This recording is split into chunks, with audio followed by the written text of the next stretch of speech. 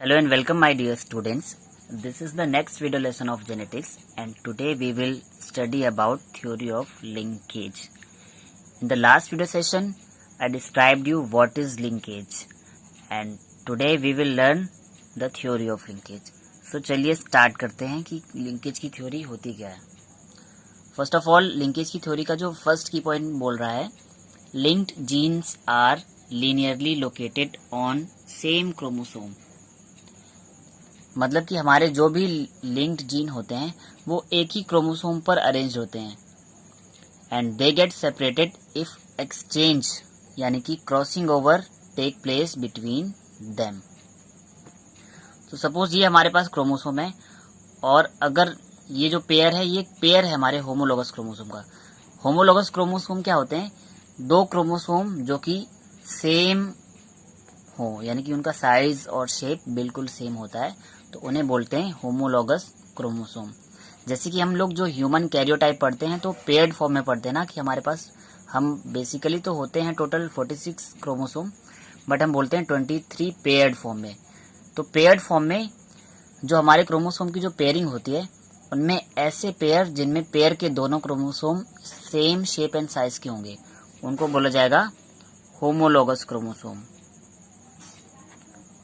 और अगर pair chromosome में एक का साइज कुछ और दूसरे का साइज कुछ और है तो ऐसे क्रोमोसोम्स के पेयर को बोलते हैं एनालॉगस क्रोमोसोम. तो सिंपल सी चीज है कि सबसे पहले जो हमारे जो लिंक्ड जीन है वो हमारे एक ही क्रोमोसोम पर अटैच होंगे.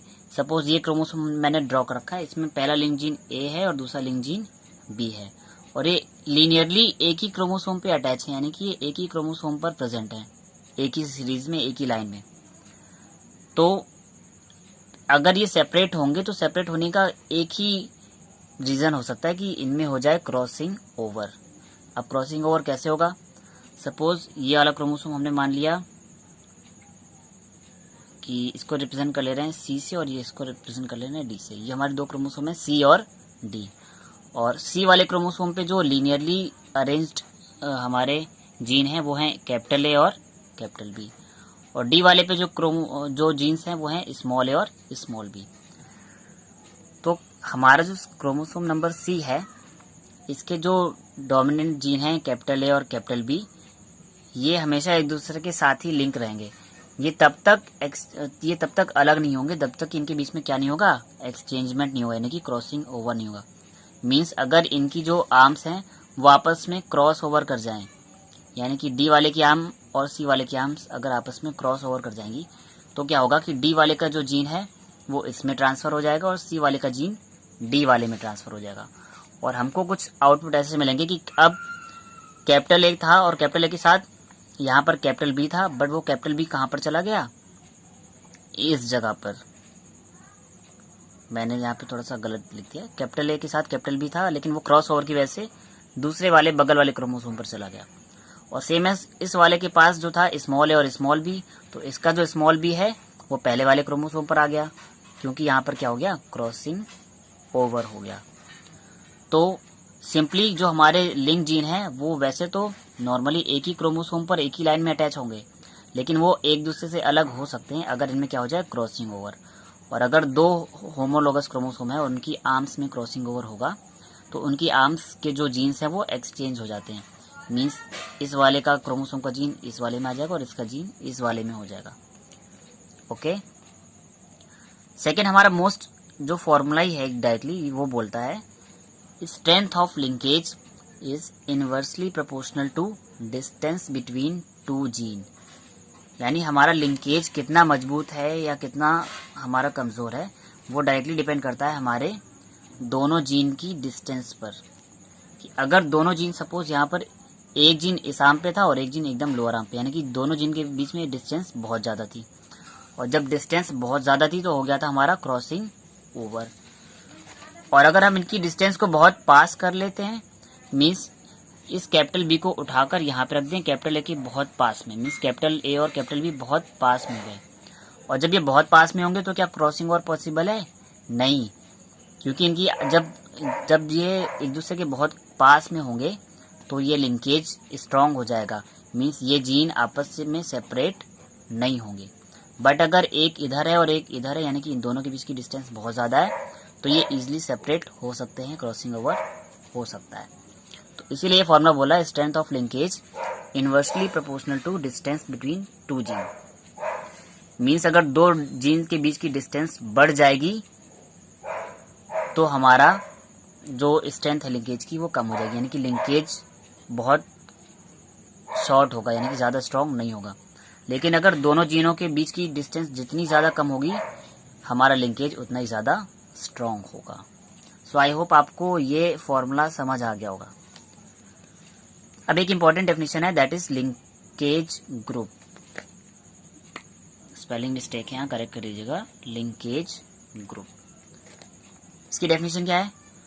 All the genes which are located on one pair of homologous chromosome form one linkage group. अब यहाँ पे ये हमारा वन पेयर है होमोलॉगस क्रोमोसोम का। अब होमोलॉगस यानी कि दोनों देखिए साइज और शेप में आपको सेम ही लग रहे होंगे कि ये होमोलॉगस हैं।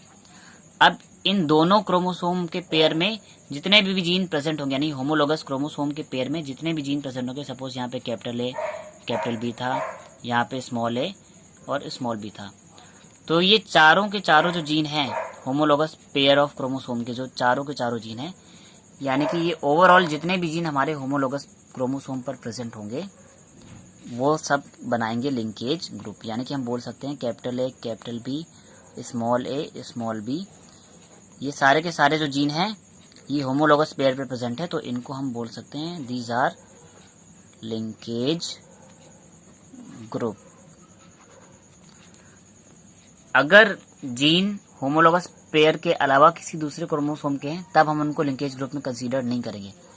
अगर ये जो जीन है होमोलॉगस पेयर ऑफ क्रोमोसोम पर है, यानी कि हमारे पेयरिंग वाले सेम क्रोमोसोम पर ही अगर जीन्स प्रेजेंट है, तभी हम लिंकेज ग्रुप बोल सकते हैं।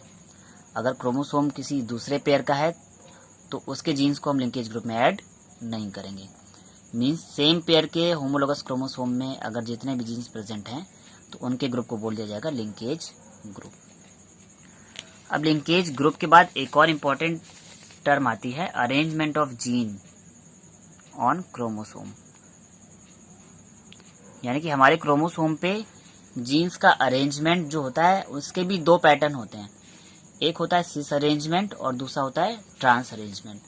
तो हम दोनों को डिस्कस करने वाले हैं। होमोलॉगस क्रोमोसोम का मतलब ये कि पहला तो हमारा ये हो गया पेयर का, ये पेयर का पहला क्रोमोसोम और ये पेयर का दूसरा क्रोमोसोम। तो हमारे पास one pair of homologous chromosome है। अब सिस अरेंजमेंट में होता क्या है कि सपोज अगर पहले क्रोमोसोम पे दोनों जीन डोमिनेंट प्रेजेंट हो और दूसरे पे दोनों रिसेसिव प्रेजेंट हो, यानी कि यहाँ पे दोनों कैपिटल हैं और दोनों यहाँ पे स्मॉल है, यानी if both the dominant gene are present on one chromosome and both the recessive genes are present on another chromosome, this type of arrangement is called cis arrangement. Means पहले chromosome पे दोनों dominant हो जाएंगे और दूसरे पे दोनों recessive हो जाएंगे। अगर ये पैटर्न फॉलो कर रहा है हमारा जीन का अरेंजमेंट तो उस अरेंजमेंट को बोलते हैं हम सिस अरेंजमेंट। अगली बात कर लेते हैं हम ट्रांस अरेंजमेंट की।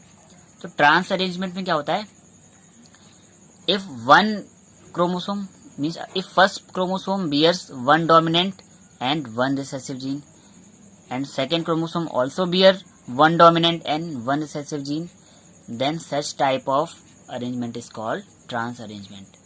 यानी कि सिस अरेंजमेंट में तो पहले क्रोमोसोम पे दोनों डोमिनेंट आ गए थे और दूसरे पे दोनों रिसेसिव आ गए थे, लेकिन ट्रांस अरेंजमेंट में क्या होगा कि पहले वाले पे भी एक डोमिनेंट और एक रिसेसिव प्रेजेंट होगा, सेम एज दूसरे क्रोमोसोम पे भी एक डोमिनेंट और एक रिसेसिव प्रेजेंट होगा। तो जब ऐसी सिचुएशन आएगी तब हम बोल देते हैं ट्रांस अरेंजमेंट। तो सिस और ट्रांस में यही डिफरेंस है। सिस में क्या होगा कि एक क्रोमोसोम पे दोनों डोमिनेंट और दूसरे पे दोनों रिसेसिव, और ट्रांस में क्या होगा पहले पे भी एक डोमिनेंट और एक रिसेसिव और दूसरे पे भी एक डोमिनेंट और एक रिसेसिव। तो सो आई होप स्टूडेंट आपको डोमिनेंट और रिसेसिव जीन्स का जो सिस और ट्रांस अरेंजमेंट है ये क्लियर हो गया होगा। एंड नेक्स्ट वीडियो में हम लोग लिंकेज के टाइप्स पढ़ेंगे जो कि वो दो कैटेगरी में डिवाइड होता है। सो आज की क्लास में इतना ही, और अगर आपको ये वीडियो समझ आया है तो प्लीज़ इसे लाइक कीजिए और सभी स्टडी रिलेटेड ग्रुप्स में शेयर कीजिए। एंड लास्ट वीडियो अगर आपने मिस कर दिया है जिसमें कि मैंने लिंकेज का इंट्रोडक्शन दिया था, तो उस लिंकेज वाले वीडियो का डिस्क्रिप्शन बॉक्स में मैंने लिंक शेयर कर रखा है और वहाँ से जाकर आप उस वीडियो को देख सकते हैं। साथ ही आप चैनल को सब्सक्राइब कर लें और बेल आइकन भी प्रेस कर लें ताकि अपकमिंग वीडियोस के नोटिफिकेशन आपको प्रॉपरली मिलते रहें। Thank you students.